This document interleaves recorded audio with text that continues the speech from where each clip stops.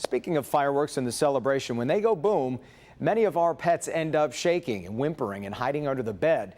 Well, during this 4th of July, some pet owners might start turning to CBD oil looking to soothe their animals. Our Paula Tutman looks at the annual search for relief and why the CBD question puts veterinarians in a tough spot.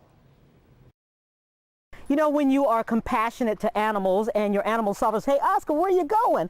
Where are you going, Oscar? And you're compassionate to animals. When they are suffering, then obviously you suffer as well. Isn't that right? And apparently these next few days are some of the worst for animals who have noise anxiety.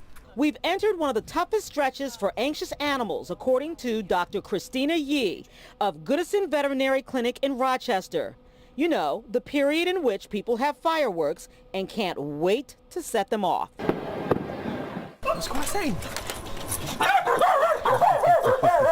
It's not that the last few days have been tough for Lee. They've been tough for Oscar, a rescue wiener dog who's extremely anxious much of the time, but particularly frightened by loud noises. Especially the last few nights has been really bad, trying to get him relaxed at night, and kind of even in the middle of the night, people just 1, 2 o'clock in the morning not really caring and just kind of lighting stuff off. Callie, also a recent rescue, is also developing anxiety, likely learned behavior from her mentor, Oscar.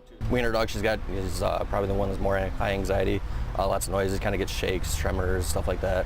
Dr. Yee says pet patients need to be proactive in minimizing their pet's misery. Dogs and pets are scared and anxious for the next month or so. Typically, signs they'll see: panting, pacing, trembling. A lot of dogs will try to hide in strange places. Provide their pet with a safe, quiet, calm environment, whether that be in a windowless room or a basement. Play some sound music that might drown out those fireworks outside. If you knew there were scheduled fireworks and you wanted to be extremely proactive, you could even remove yourself and your pet from the situation. And while some pet parents have been turning to CBD oil or even considering it, I'm for it. I actually have nerve damage and stuff from car accident and stuff as well, so I've been considering looking into it to help out with relieving the pain and stuff as well.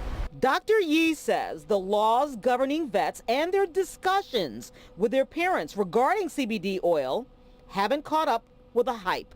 The link to the Cornell study is probably the only study that's been actually researched versus just marketing of companies saying we have the best product.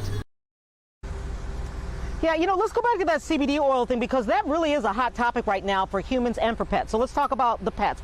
A lot of vets won't even talk about this because they can't. The law says that they're not able to tell their customers whether or not they endorse it or not.